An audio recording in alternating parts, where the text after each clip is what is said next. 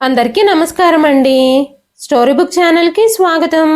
ఈ రోజు నేను మీకు వినిపించబోతున్న కథ అమ్మ నిర్ణయం. అర్ధరాత్రి అనుకోకుండా హాస్పిటల్ నుంచి ఫోన్ రావడంతో హడావిడిగా లేచి హాస్పిటల్కి వెళ్ళిపోయాడు శరత్. అనుకోకుండా ఒక యాక్సిడెంట్ కేసు రావడంతో నర్సులు అర్ధరాత్రి పూట శరత్కి ఫోన్ చేయాల్సి వచ్చింది. ఫోన్ రాగానే కార్ స్టార్ట్ చేసుకొని వెళ్ళిపోయాడు. ట్రీట్మెంట్ పూర్తయ్యి శరత్ ఇంటికొచ్చి పడుకునేసరికి 4 అయిపోయింది. అందుకే ఉదయాన్నే లేవలేకపోయాడు. 11 గంటలు దాటిన తర్వాత లేచి ఫ్రెష్ అయ్యి హాస్పిటల్కి వెళుతూ ఉన్న భర్తతో, నందిని, రాత్రి బాగా ఆలస్యమైనట్టుందే, ఇలా అర్ధరాత్రి అపరాత్రి అని లేకుండా పనిచేస్తే ఎలాగా? అంత అర్ధరాత్రి కూడా మీరే లేచి వెళ్ళాలా? డ్యూటీ డాక్టర్ చూసుకోలేడా ఏమిటి అంది. వెంటనే శరత్ కొంచెం కాంప్లికేటెడ్ కేసు, అందుకని ఉన్న ఫలానా నాకు ఫోన్ చేశారట. చిన్న యాక్సిడెంట్ అయితే డ్యూటీ డాక్టర్ చూసుకునే వాళ్ళు, అయినా డాక్టర్ అయిన తర్వాత ఇలా పగలు రాత్రి పండగలు సెలవులు అని ఆలోచిస్తే ఎలాగా అన్నాడు శరత్. వెంటనే నందిని, అవన్నీ నాకు తెలీదు. వారం రోజుల్లో మన సిద్ధు పుట్టినరోజు రాబోతుంది. ఆ రోజు మాత్రం ఎమర్జెన్సీ కేసు వచ్చింది, హాస్పిటల్లో ఇంపార్టెంట్ ఆపరేషన్ ఉంది అని చెప్పి ఆ అకేషన్ని మాత్రం స్పాయిల్ చేస్తే నేను అస్సలు ఊరుకోను. ముందుగానే అన్ని ప్లాన్ చేసుకోండి. ఇంకొక విషయం మీ అమ్మకి ఇప్పుడే వివరించి చెప్పండి. కనీసం ఆ రోజైనా నా మూడ్ చెడగొట్టొద్దని, ఆవిడ గదిలోనే నిశ్శబ్దంగా ఉండడం మంచిదని. ఆవిడ ఆ రోజు తన గది నుంచి బయటకొచ్చి ఏదైనా అవాంఛనీయ ఘటన జరిగితే నేను అస్సలు సహించను. మన కొడుకు పుట్టినరోజు కోసం నేను ముందు నుంచే ఎన్నో ఏర్పాట్లు చేసుకుంటున్నాను. ఆ రోజు గ్రాండ్గా మన ఇంట్లో పార్టీ చేయాలి అని అనుకుంటున్నాను. ఆ పార్టీని గాని మీ అమ్మగారు గాని చెడగొట్టాలని చూస్తే నేను ఆవిడ నా అత్తగారు అనే విషయాన్ని కూడా మర్చిపోతాను. నేను వెంటనే ఆవిడ్ని మన ఇంటి నుంచి గెంటేస్తాను. ఇక ఈసారి మీరు ఏం చేసినా నన్ను ఆపలేరు. నేను మీకు ముందే చెప్తున్నాను. ఆ తర్వాత మీ ఇష్టం అంటూ నందిని తన భర్త శరత్తో మాట్లాడుతూ ఉంది. వెంటనే శరత్, ఇప్పుడు నీకేం కావాలి? మా అమ్మని ఆ గది నుంచి బయటకు రావద్దు అని నేను చెప్పాలి, అంతే కదా? సరే, నేను ఇప్పుడే మా అమ్మతో ఆ విషయం చెప్తాను.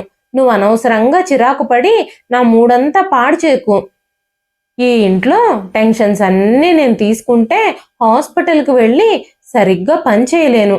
ఎంతో మంది ప్రాణాలు నా చేతుల్లో ఉన్నాయని గుర్తుపెట్టుకో అనగానే నందిని కోపంగా, ఈ డాక్టర్ గారు జనాలందరి సమస్యలు తీరుస్తారు, అందరి ఆరోగ్యాల గురించి అందరి మనశ్శాంతుల గురించి ఆలోచిస్తారు, కానీ ఇంట్లో భార్య సమస్యల్ని మాత్రం పట్టించుకోరు. మీ అమ్మ వల్ల నేను రోజు ఎంత స్ట్రెస్ తీసుకుంటున్నానో మీకేం తెలుసు? మన సిద్ధు పుట్టినరోజు పార్టీకి నా తరపు చుట్టాలందరూ వస్తున్నారు. ఆ పార్టీలో నా పరువు కాపాడే బాధ్యత మీదే. మీ అమ్మగారికి ముందే వివరించి చెప్పండి. ఆ రోజు మనం సంతోషంగా ఎంజాయ్ చేయాలి అని నేను అనుకుంటున్నాను. అందుకే ఆవిడ నా పార్టీ నుంచి దూరంగా ఉండమని చెప్పండి అనగానే, బయట సమస్యలతోనే తల పగిలి చస్తున్నాను, ఇంట్లో సమస్యలను కూడా తీర్చమని నువ్వు నా తల మీదకే తెచ్చిపడతావు అని చెప్పి గబ్బగబా తన స్టెథోస్కోప్ తీసుకొని హాస్పిటల్కి బయలుదేరుతూ తల్లి గదిలోకి వచ్చాడు శరత్. అమ్మకి ఏదో ఒక రకంగా అర్థమయ్యేలా చెప్పాలి అనుకుంటూ, ఊళ్ళో జనాలందరూ ఏమనుకుంటారో అన్న ఆలోచనతోనే నేను ఈ అమ్మని నా దగ్గర ఉంచుకుంటున్నాను. ఈవిడ వల్ల మా కొడుకు పుట్టినరోజు పార్టీ గనక చెడిపోతే నందిని అస్సలు నన్ను మనశ్శాంతిగా ఉండనివ్వదు. ఇప్పుడే ఈ విషయం గురించి ఏదో ఒకటి ఆలోచించాలి. ప్రస్తుతానికి మా అమ్మతో ప్రేమగా చెప్పి చూస్తాను అంటూ మనసులోనే అనుకుంటూ అన్నపూర్ణమ్మ గారి గదిలోకి వెళ్ళి, అమ్మా, ఏం చేస్తున్నావు? వారం రోజుల్లో మన సిద్ధు పుట్టినరోజు రాబోతుంది. సిద్ధు 10వ పుట్టినరోజుని చాలా సంతోషంగా జరపాలని నందిని ప్లాన్ చేస్తుంది అనగానే అన్నపూర్ణమ్మ గారు, మన సిద్ధు పుట్టి అప్పుడే 10 సంవత్సరాలు గడిచిపోయాయి. నాకెంతో సంతోషంగా ఉంది. మన సిద్ధు పుట్టినరోజు కోసం నేనేం చేయాలో చెప్పు బాబు అనగానే, నువ్వు మా కొడుకు పుట్టినరోజు కోసం ఏమీ చేయాల్సిన అవసరం లేదు. నీ సహాయ సహకారాలు సంతోష ఆనందాలు ఇక్కడ ఎవ్వరికీ అవసరం లేదు. కానీ ఆ రోజు నువ్వు ఇంట్లో ఎలాంటి హడావిడి చెయ్యక్కర్లేదు. ఆ రోజంతా నువ్వు ఈ గదిలోనే ఉండాలి. నువ్వు నీ గది నుంచి బయటకు రావడానికి వీల్లేదు. ఒకవేళ ఏ కారణం చేతైనా నువ్వు గది నుంచి బయటకు వచ్చావంటే మీ కోడలికి కోపం వచ్చేస్తుంది. ఆ తరువాత తను ఏం చేస్తుందో నీకు తెలుసు. నేనేం చెప్పినా ఇక తను వినదు. నిన్నింట్లో నుంచి గెంటేస్తుంది. ఆ విషయం గుర్తుపెట్టుకో. ఆ తరువాత తన నిర్ణయాన్ని నేను కూడా ఎదిరించలేను అని చెప్పి అన్నపూర్ణమ్మ గారి గదిలో నుంచి బయటకు వెళ్ళిపోయాడు. అన్నపూర్ణమ్మ గారి కళ్ళు ఆ మాటలు వింటుండగానే కన్నీళ్లతో నిండిపోయాయి. కొడుకు ఊర్లో వాళ్ళందరూ ఏమనుకుంటారోనని, తల్లిని తండ్రి చనిపోయాక ఒంటరిగా వదిలేశాడు అని అనుకుంటారని, వేరే మార్గం ఏమీ లేక జనాలందరూ తప్పుగా అనుకుంటారు అన్న భయంతో మాత్రమే నన్ను వాళ్ళ దగ్గర ఉంచుకున్నారు తప్ప నా మీద కాస్తైనా ప్రేమ లేదు కొడుక్కి. తమ కొడుకు పుట్టినరోజుకి చుట్టాల్ని, బంధువుల్ని, స్నేహితుల్ని అందరినీ పిలిచి పార్టీ ఇస్తున్నారు. కానీ ఈ తల్లికి మాత్రం పార్టీలోకి వెళ్ళడానికి అర్హురాలు కానే కాదు అనుకుంటూ మౌనంగా బాధపడ్డారు అన్నపూర్ణమ్మ గారు. వారం రోజుల తర్వాత మనవడి పుట్టినరోజు సందడి ఇల్లంతా మొదలైపోయింది. ఇల్లంతా వంటల సువాసనలతో నిండిపోయింది. చుట్టాల నవ్వుల శబ్దం అంతా అన్నపూర్ణమ్మ గారి చెవులకు చేరుతుంది. అయితే ఆ రోజు పుట్టినరోజు వేడుకల్లో భాగమయ్యే ధైర్యం, కొడుకు కోడలు ఆనందంలో పాలు పంచుకునే అదృష్టం ఆమెకి ఎక్కడున్నాయి? ఆవిడ తన గదిలోనే నిశ్శబ్దంగా కూర్చుంది. కొడుకు కోడలు ఎన్ని ఆంక్షలు విధించినా సరే చుట్టాల నవ్వుల శబ్దాలు, ఆ ఇంట్లో ఉన్న సందడి ఆవిడికి పదే పదే హాల్లోకి వెళ్లాలనే ఆశని కలిగిస్తూ ఉన్నాయి. శరత్ చిన్నగా ఉన్నప్పుడు కొడుకుతో కలిసి ఏ పండగనైనా ఫంక్షన్ అయినా ఎంత సంబరంగా జరుపుకునేవారు అన్నపూర్ణమ్మ గారు. ప్రతి పండక్కి చుట్టాలందరినీ పిలిచి ఇంట్లో భోజనాలు పెట్టేవారు. ఇప్పుడు కొడుకు పెళ్ళయ్యాక తను డాక్టర్గా హాస్పిటల్లో క్షణం తీరిక లేకుండా గడుపుతున్న తరువాత పూర్తిగా మారిపోయాడు. ఈసారి కోడలి బలవంతం వల్లే సిద్ధు పుట్టినరోజుని ఇంత గ్రాండ్గా చేయడానికి వీలు కుదుర్చుకొని మరీ జరుపుకుంటున్నారు. కాబట్టి పార్టీ మామూలుగా ఉండదు. కోడలు ప్లాన్ చేసిందంటే చాలా గ్రాండ్గానే ఉంటుంది. కొడుకు కోడలి friends, office colleagues, hospital staff, ఇంకా బంధువులు, చుట్టాలు, కోడలు తల్లిదండ్రులు అందరూ కూడా వస్తారు. సిద్ధు ఫ్రెండ్స్ వాళ్ళ కుటుంబ సభ్యులు కూడా వస్తారు. కానీ అన్నపూర్ణమ్మ గారికి మాత్రం ఆ పార్టీకి ఆహ్వానం లభించలేదు. కోడలు తల్లిదండ్రులకి అన్నపూర్ణమ్మ గారి పట్ల ప్రత్యేకమైన అభిమానం, ఆదరణ ఏం లేవు. అప్పుడప్పుడు కోడలు తల్లిదండ్రులు కోడల కోసం ఇంటికొస్తారు. కానీ అన్నపూర్ణమ్మ గారిని ప్రేమగా పలకరించడం గాని, పక్కన కూర్చోవడం గాని, కాసేపు కబుర్లు చెప్పడం గాని ఇలా ఏమీ చెయ్యరు. తమ కూతురుతోనే కూతురు గదిలోనే ఉండి కావలసినవన్నీ మాట్లాడుకొని సాయంత్రానికి తిరిగి వెళ్ళిపోతారు. అత్తగారిని ఎవరికైనా పరిచయం చేయాలంటే నందినికి ఎంత నామోషీనో. ఆవిడ పల్లెటూరిదని, అంతగా చదువుకోలేదని నందినికి ఎప్పుడూ అన్నపూర్ణమ్మ గారంటే చిన్న చూపే. ఒకప్పుడు అన్నపూర్ణమ్మ గారు కూడా భర్త, కొడుకుతో చాలా సంతోషకరమైన జీవితాన్ని గడిపారు. చాలా ఆనందకరమైన రోజుల్ని జీవించారు. ఇప్పుడు ఆవిడ జీవితం ఆరిపోయే దీపంలా మిణుకు మిణుకుమంటూ ఉంది. అన్నపూర్ణమ్మ గారి భర్త రాఘవయ్య గారు అన్నపూర్ణమ్మ గారికి చాలా విలువిచ్చేవారు. ఊర్లో ఉన్నప్పుడు అన్నపూర్ణమ్మ గారంటే ఊర్లోని జనాలందరికీ ఎంతో గౌరవం, మర్యాద. ఏ సందర్భంలోనైనా ఆవిడే పెద్ద ముత్తైదువ ఊరికి. ఊర్లో అందరినీ అన్నపూర్ణమ్మ గారు చాలా ఆదరంగా పలకరించేవారు. అన్నపూర్ణమ్మ గారు, రాఘవయ్య గారు ఎవ్వరికి ఎలాంటి అవసరం వచ్చినా సహాయం చేయడంలో ముందుండేవారు. రాఘవయ్య గారు చాలా పెద్దరికంగా వ్యవహరించేవారు. ఎవరైనా ఎలాంటి సమస్యల్లో ఉన్నా సరే వాళ్ళకి సహాయం చేయడానికి, చేయూతనివ్వడానికి, అండగా నిలబడ్డానికి ఆరాటపడేవారు. అందుకే ఊరందరికీ రాఘవయ్య గారు, అన్నపూర్ణమ్మ గారు అంటే ప్రత్యేకమైన అభిమానం. ఊర్లో అందరి చేత అంత గౌరవించబడిన అన్నపూర్ణమ్మ గారిని ఈ రోజు కోడలు ఒక పనికిరాని వస్తువులా చూడడం, ఎవరికైనా పరిచయం చేయాలంటే నామోషీగా ఫీల్ అవ్వడం ఆవిడ తట్టుకోలేకపోతున్నారు. సమాజం ఏమనుకుంటుందో అన్న భయంతో కొడుకు కోడలు ఆవిడని ఇంట్లో ఉంచుకుంటున్నారు తప్ప అన్నపూర్ణమ్మ గారి మీద వారికి ప్రత్యేకమైన అభిమానమేం లేదు. అంత పెద్ద డాక్టరు, జనాలందరికీ ఎంతో సేవ చేసే శరత్ తన తల్లిని చూసుకోలేకపోతున్నాడు అని సమాజంలో తనకి చెడ్డ పేరు వచ్చేస్తుందేమోనని శరత్ తన తల్లిని తన దగ్గరే ఉంచుకున్నాడు. అంతే తప్ప తల్లి మీద ప్రేమ, ఆదరణ లేనే లేవు. భార్య చెప్పిన మాటలను బట్టి తల్లిని శరత్ మెల్లమెల్లగా అసహించుకోవడం మొదలుపెట్టాడు. అన్నపూర్ణమ్మ గారు ఆ రోజు చాలా బాధగా భర్త ఫోటోతో మాట్లాడుకుంటూ కళ్ళల్లో కారుతున్న నీళ్లను తుడుచుకుంటూ ఉన్నారు. అంతలోనే ఒక్కసారిగా కోడలు నందిని అన్నపూర్ణమ్మ గారి గది తలుపులు తెరిచి ఒక చీర తీసుకొచ్చి అన్నపూర్ణమ్మ గారికి ఇచ్చి, అత్తయ్య గారు, ఈ రోజు మీరు ఈ చీర కట్టుకోండి, ఈ బంగారు గొలుసు కూడా మీ మెడలో వేసుకోండి. ఒకవేళ పొరపాటున గదిలోకి ఎవరైనా వచ్చారనుకోండి, మీరు పాత చీర కట్టుకొని ఆ మొండి మెడతో మొండి చేతులతో కూర్చుంటే మా పరువంతా పోతుంది. అందుకే మీకోసం ఈ గొలుసు గాజులు తీసుకొచ్చాను. మీరు శుభ్రంగా రెడీ అయ్యి ఈ గదిలో కూర్చోండి. ఎవరైనా వస్తే వాళ్ళు అడిగిన దానికి మాత్రమే సమాధానం చెప్పండి. వాళ్ళతో మాటలు కలపాల్సిన అవసరం లేదు అంటూ నందిని మాట్లాడుతూనే ఉంది. అన్నపూర్ణమ్మ గారు కోడలి మాటలు వింటూ, ఇంట్లో ఇంత పెద్ద పార్టీ జరుగుతూ ఉంటే కొత్త చీర కట్టుకొని నన్ను ఈ గదిలోనే కూర్చోమంటుంది కోడలు. కనీసం నీట్గా రెడీ అయ్యి పార్టీలోకి రమ్మని కూడా అనడం లేదు అని ఆలోచిస్తూ ఉండగానే కోడలు ఆవిడ్ని కదిలించి, అత్తయ్య గారు, వింటున్నారా నా మాటలు అనగానే అన్నపూర్ణమ్మ గారు ఉలిక్కిపడి మామూలు స్థితిలోకి వచ్చారు.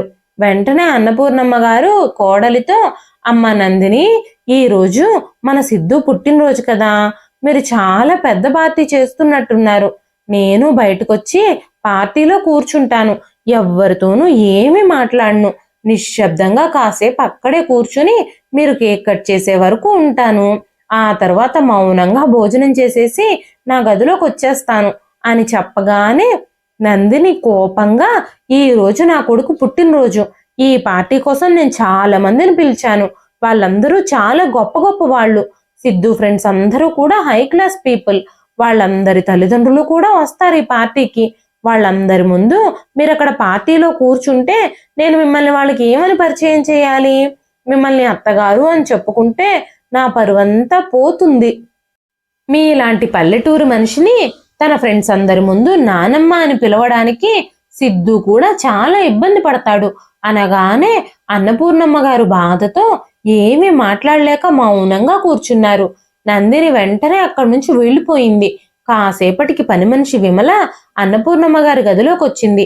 అప్పుడు అన్నపూర్ణమ్మ గారు విమలతో, విమల, నాకు చాలా ఆకలిగా ఉంది, కాస్త నాకు తినడానికి భోజనం తెచ్చి పెడతావా? ఉదయం నుంచి ఒక కప్పు కాఫీ మాత్రమే తాగాను అనగానే విమల అక్కడి నుంచి బయటకు వెళ్ళి కాసేపటి తర్వాత తిరిగొచ్చి భోజనం ప్లేట్ని అన్నపూర్ణమ్మ గారికి ఇచ్చింది. పెద్దమ్మ గారు, భోజనం చేయండి అని చెప్పింది. అన్నపూర్ణమ్మ గారు విమల వైపు ఆశగా చూశారు. పెద్దమ్మ గారు, ఇప్పుడే వంటకాలన్నీ రెడీ అవుతున్నాయి.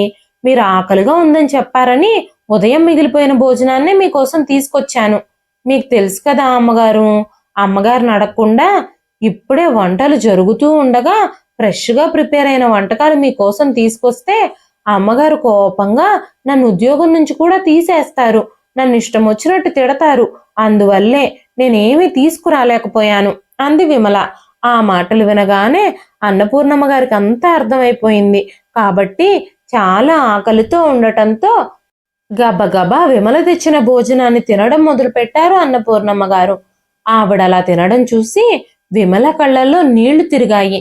వెంటనే విమల ఆలోచించడం ప్రారంభించింది. ఈవిడని చూస్తే అంత గొప్ప డాక్టర్ గారికి అమ్మ అని ఎవరైనా అనుకుంటారా? అంత గౌరవం, డబ్బు, సమాజంలో అంత హోదా, పలుకుబడి ఉందాయనకి.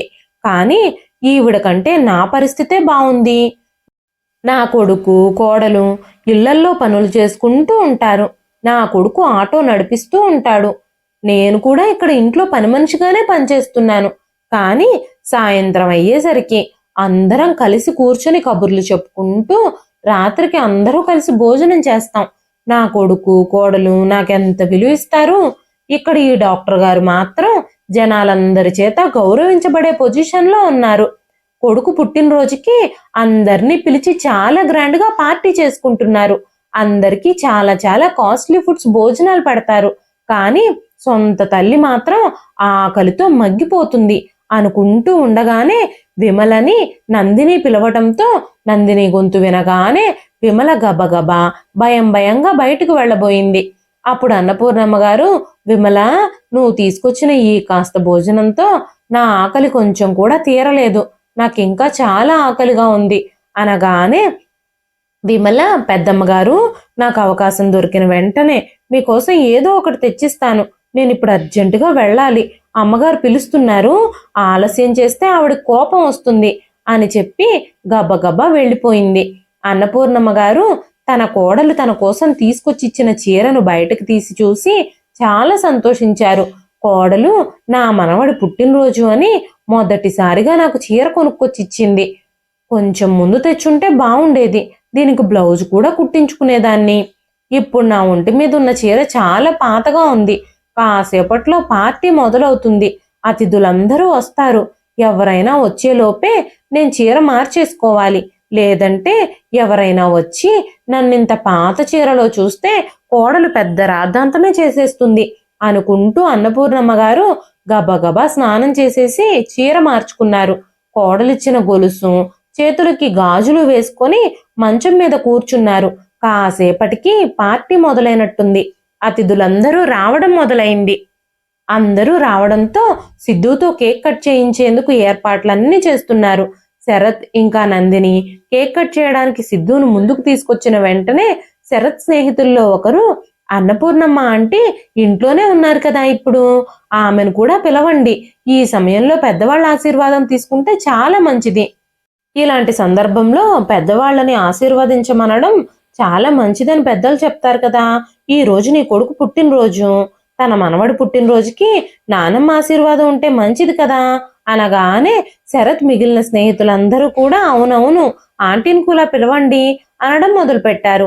అందరి మాటలు విన్న శరత్ నందిని వైపు చూసి ఏదో ఒకటి మాట్లాడు అన్నట్టు సైగ చేయగానే నందిని, అయ్యో అన్నయ్య గారు, విషయం ఏమిటంటే ఇలా పార్టీలు జనాలు అంటే అత్తయ్య గారికి అస్సలు ఇష్టం ఉండదు.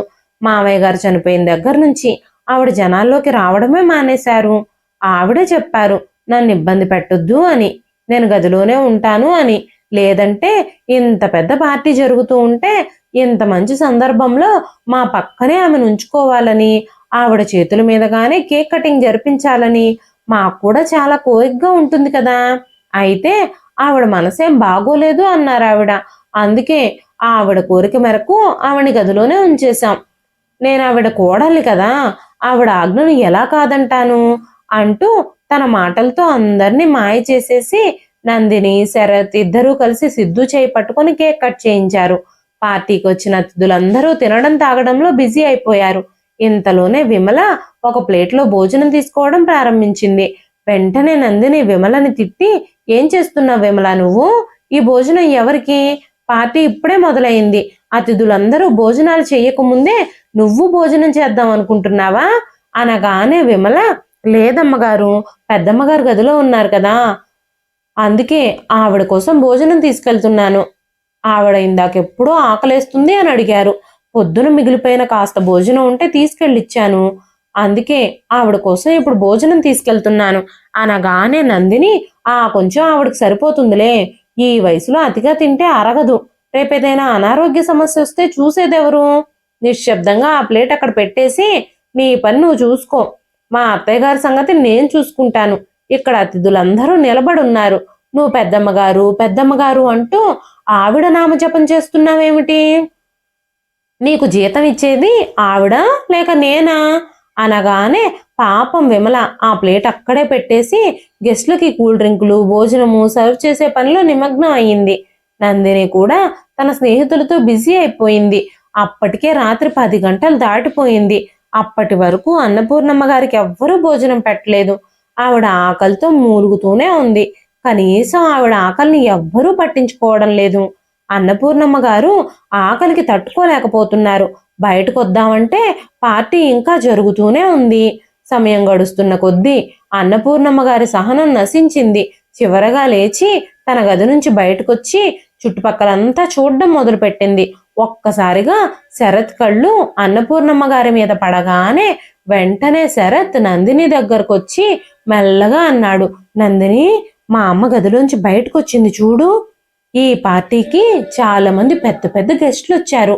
అమ్మని చూశారనుకో ఏం జరుగుతుందో తెలుసా? ఎవ్వరూ చూడకముందే అమ్మని కాస్త గదిలోకి తీసుకెళ్ళు. ఎవరన్నా చూస్తే మన గురించి చాలా చీప్గా అనుకుంటారు అన్నాడు. వెంటనే నందిని గబగబా అన్నపూర్ణమ్మ గారి దగ్గరికి పరిగెత్తుకుంటూ వెళ్ళి ఆవిడ్ని గబగబా గదిలోకి లాక్కెళ్ళి లోపలికి తోసేసి ఆవిడ చెవి దగ్గర గుసగుసలాడింది. అత్తయ్య గారు, మిమ్మల్ని బయటకు రావద్దని చెప్పాను కదా, అయినా సరే మీరు మా మాటలు ఎందుకు వినరు అని కోడలు అరుస్తూ ఉంది. అంతలోనే పార్టీలో ఉన్న కొంతమంది వ్యక్తులు ఆవిడ వైపు చూడడం మొదలు పెట్టారు.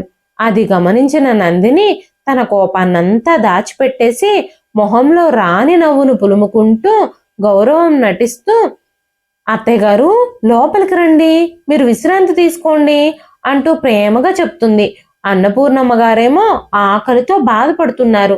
అందరి ముందు ఆవిడ నందినితో, ఇంత పెద్ద పార్టీ జరుగుతుంది, మీరేమో నన్ను గదిలో బంధించారు, కనీసం నాకు ఆకలిగా ఉందని చెప్పినా కూడా నువ్వు భోజనం పంపించలేదు, నాకు తినడానికి ఏదో ఒకటి ఇవ్వండి అంటున్న అన్నపూర్ణమ్మ గారి గొంతు స్పష్టంగా వినబడ్డంతో అందరి దృష్టి ఆమె వైపుకు మళ్ళింది.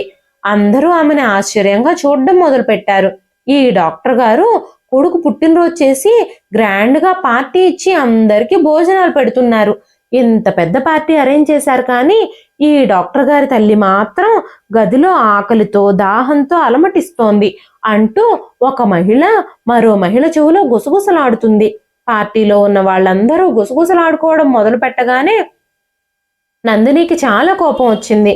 వెంటనే నందిని అన్నపూర్ణమ్మ గారిని లోపలికి నెట్టి గదిలో తలుపులేసేసి ఆవిడ్ని మంచం మీదకి తోస్తూ, మీరు బయటకొస్తే నాకంటే హీనంగా ఎవ్వరూ ఉండరు, ఇలా బయటకొచ్చి అందరి ముందు మా పరువు తీయడానికి మీకు సిగ్గులేదా, మీరు బయట చేసిన డ్యామేజ్ని ఎలాగైనా నేనే మేనేజ్ చేయాలి అంటూ గబగబా డోర్ వేసేసి నందిని అందరి ముందుకు వచ్చి, మా అత్తయ్య గారికి మానసిక పరిస్థితి ఏం బాగోలేదు, ఆవిడ ఇందాకే భోజనం చేశారు, అయినా సరే మళ్ళీ మళ్ళీ ఆకలిగా ఉంది అంటున్నారు.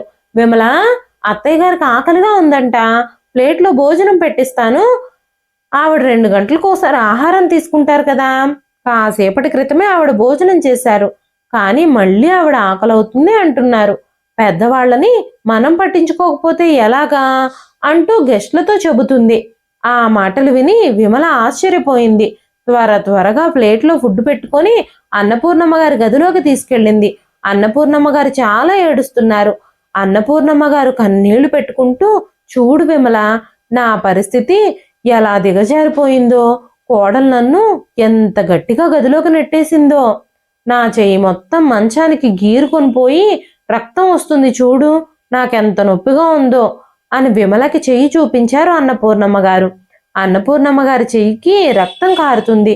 వెంటనే విమల ఫస్ట్ ఎయిడ్ బాక్స్ తీసుకొచ్చి అన్నపూర్ణమ్మ గారికి కట్టు కట్టింది. విమల తన చేతులతో అన్నపూర్ణమ్మ గారికి భోజనం తినిపించింది. కడుపులో ఆకలితో పోలిస్తే ఆ గాయం నొప్పి కూడా ఆవిడకి తక్కువగానే అనిపించింది. అప్పుడు విమల అన్నపూర్ణమ్మ గారితో, అమ్మా, నేను మీతో ఒక విషయం చెప్పనా, మీరు తప్పుగా అనుకోవద్దు, ఈ ఇంట్లో మీరు పరాయి మనుషుల్లాగా ఎందుకు పడుంటున్నారో నాకు అసలు అర్థం కావడం లేదు, కనీసం మీ కొడుకు కోడలికి మీ మీద కాస్తైనా గౌరవం మర్యాద ఏమీ లేవు, మిమ్మల్ని ఇంతలా అవమానిస్తూ ఉంటే మీరు ఇవన్నీ ఎందుకు సహిస్తున్నారు, మీకు ఊర్లో భూములు ఆస్తిపాస్తులు అన్నీ ఉన్నాయి, మీరు కావాలనుకుంటే మీతో పాటు రోజంతా ఉండే పని మనిషిని పెట్టుకొని మీరు సేవలు చేయించుకోవచ్చు, కానీ ఇలా కొడుకు కోడలి పంచన పడి దేబరించాల్సిన కర్మ మీకేంటి అనగానే అన్నపూర్ణమ్మ గారు, ఏం చేయమంటావు విమల, కొడుకు మీద ఉన్న మమకారం నన్ను కొడుకును వదిలి వెళ్ళనివ్వడం లేదు, నా కొడుకు తప్ప నాకింకెవరున్నారు, అందుకే కొడుకు కోడలి పంచనే పడుంటున్నాను, ఈ వయసులో కొడుకు కోడలు లేకుండా ఒంటరిగా ఎలా జీవితం గడుపుతాను అంటూ ఏడవడం మొదలుపెట్టారు అన్నపూర్ణమ్మ గారు. వెంటనే విమల, అమ్మా, మీరు చాలా సమర్థవంతంగా ఇన్ని రోజులు ఇంటిని నిర్వహించారు, మీ భర్త చనిపోయినప్పటికీ మీ ఆస్తిపాస్తులన్నింటినీ మెయింటైన్ చేస్తూ కొడుకుని డాక్టర్ని చేశారు, కానీ ఈ వయసులో 2 పూట్ల భోజనం కోసం కొడుకు కోడల మీద ఆధారపడాల్సిన అవసరం మీకేంటి, ఆత్మగౌరవం చంపుకొని కొడుకు కోడలతో కలిసి బ్రతకాలని అనుకోవడం కూడా ఎంతవరకు కరెక్టు, నా కొడుకు కోడలు నా విషయంలో ఇలా గనక చేస్తే నేను వాళ్లతో అస్సలు కలిసి ఉండను, వాళ్ళ దగ్గర నుంచి వెళ్ళిపోయి ఏ కూలో నాలో చేసుకుంటూ నా బ్రతుకు నేను బ్రతుకుతాను, నాకు చదువు సంధ్యలు ఆస్తిపాస్తులు ఏమీ లేకపోయినా అవమానాన్ని మాత్రం నేను సహించను, కానీ మీకు అన్నీ ఉన్నాయి. అలాంటప్పుడు అవమానాల్ని సహించాల్సిన అవసరం ఏమొచ్చింది అని చెప్పింది విమల. జానకమ్మ గారికి విమల మాటలు తన మనసులో పదే పదే వినిపిస్తున్నాయి. చదువు లేకపోయినా, పేదదైనా సరే తను అంత ఆత్మవిశ్వాసం చూపిస్తుంది. నేను మాత్రం చదువుకున్నాను, ఆస్తిపాస్తులు ఉన్నాయి, అయినా సరే ఆత్మగౌరవంతో బ్రతకాలి అన్న ఆలోచన లేకుండా ఇలా అవమానాలతో నా రోజుల్ని వెళ్లదీస్తున్నాను. ఇంకా ఈ జీవితం నాకు అవసరం లేదు. నా మిగిలిన జీవితాన్ని ఆత్మగౌరవంతో బ్రతుకుతాను, ఎవరి దయాదాక్షిణ్యాల మీద కాదు అంటూ మనసులోనే దృఢమైన నిర్ణయం తీసుకున్నారు అన్నపూర్ణమ్మ గారు. ఆ తరువాత కొడుకు కోడలు గదిలోకొచ్చి అన్నపూర్ణమ్మ గారి మీద నిప్పుల వర్షమే కురిపించారు. అందరి ముందు పరువు తీయడానికి సిగ్గులేదా అంటూ అన్నపూర్ణమ్మ గారిని చెడామడా తిట్టారు. వెంటనే నందిని శరత్తో, మీ అమ్మగారిని భరించడం ఇంకా నా వల్ల కాదు. ఆవిడ ఈ రోజు మన విషయంలో చేసిన అవమానాన్ని నేను అస్సలు తట్టుకోలేకపోతున్నాను.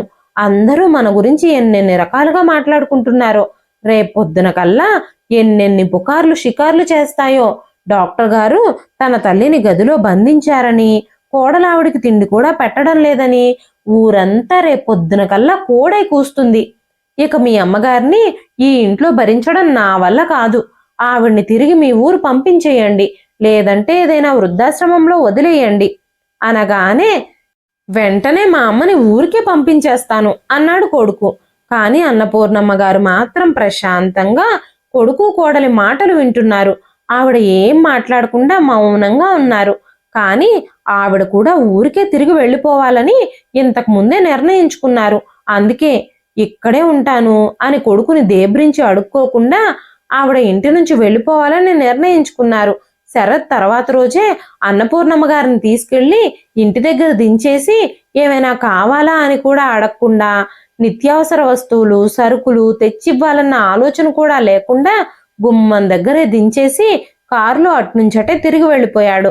అన్నపూర్ణమ్మ గారు ఊరికి తిరిగి రావడం చూసి ఆ ఊర్లో వాళ్ళందరూ చాలా సంతోషించారు. ఇరుగు పొరుగు వాళ్ళందరూ ఆవిడ్ని చూడగానే ఆ ఇంటి దగ్గరకు వచ్చేశారు. ఇంతకు ముందు అన్నపూర్ణమ్మ గారు ఇంకా ఆవిడ భర్త సహాయాన్ని పొందిన చాలా మంది ఆవిడ తిరిగి ఇంటికొచ్చారు అనగానే గబగబా ఇంటికొచ్చి ఇల్లంతా శుభ్రం చేసి పెట్టారు. ఆవిడకి కావలసినవన్నీ అమర్చి పెట్టారు.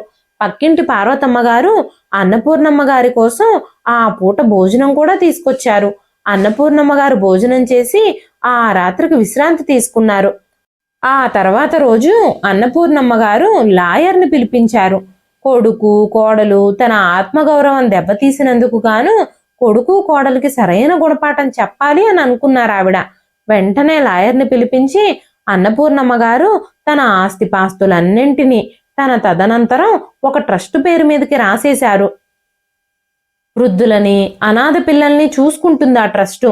ఆ రోజు నుంచి అన్నపూర్ణమ్మ గారు గ్రామంలోని ప్రజలకి తనకి చేతనైన సహాయం చేస్తూ ఆ ట్రస్ట్ వ్యవహారాల్ని చూసుకుంటూ ఆ ఇంట్లో ప్రశాంతంగా గడుపుతున్నారు. ఊరికి సంబంధించిన భూములకు సంబంధించిన కౌలు డబ్బులు, బ్యాంకులో ఉన్న డబ్బులపై వడ్డీలు తన ఖాతాలో జమ అవ్వకపోవడంతో కొడుకు కోడలు ఆశ్చర్యపోయారు. ఏం జరిగిందో తెలుసుకుందామని శరత్ ఇంకా నందిని ఊరికి చేరుకున్నారు.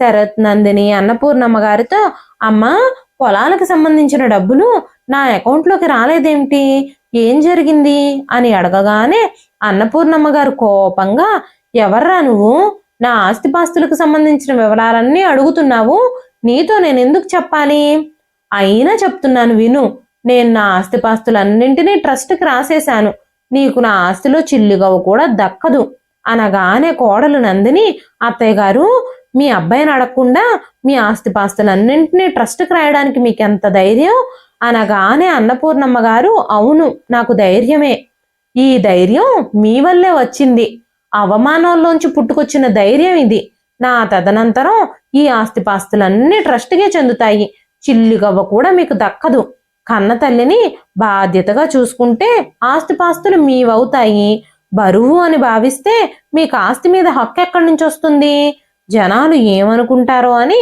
నన్ను తీసుకెళ్లి నా గదిలో బంధించి మీరు చేసిన నిర్వాకాలు చాలు, ఇక జన్మలో మీ ముఖం కూడా నేను చూడాలనుకోవడం లేదు, నాతో పాటు రోజంతా ఉండే పని మనిషిని పెట్టుకొని నేను ఇక్కడ ప్రశాంతంగా బ్రతుకుతున్నాను. మీరిక జీవితంలో మీ ముఖాలు నాకు చూపించకండి. నా ఆత్మగౌరవాన్ని పణంగా పెట్టి కొడుకు కోడలతో నేను ఇంక బ్రతకలేను.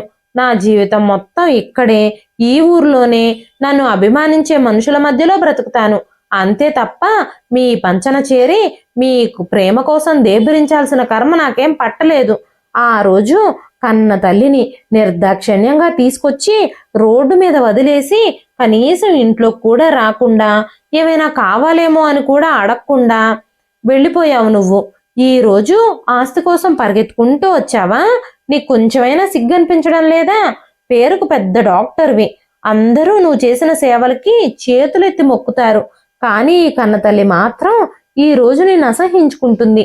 నేను పడుతున్న బాధలు ఇప్పుడు మీకు తెలియవు. మీకు కొడుకున్నాడుగా, వాడు పెద్దవాడై మిమ్మల్ని అనాథల్ని చేసినప్పుడు ఆ రోజు తెలుస్తాయి నా బాధలేమిటో. అప్పటి వరకు మీరు ఈ ప్రపంచంలో సంతోషంగా ఉండండి. నేను నా ప్రపంచంలో సంతోషంగా ఉంటాను. ఇంకెప్పుడు మీ మొహాలు కూడా నాకు చూపించకండి. నేను చనిపోయినా కూడా మీరు నా శవాన్ని తాకడానికి కూడా వీల్లేదు. వెళ్ళండి ఇక్కడి నుంచి అంటూ కోపంగా గర్జించారు అన్నపూర్ణమ్మ గారు. అన్నపూర్ణమ్మ గారి గర్జింపుకు బెదిరిపోయి కొడుకు కోడలు తోకలు ముడుచుకొని సిటీకి వెళ్ళిపోయారు. ఇదండి ఈ రోజు కథ.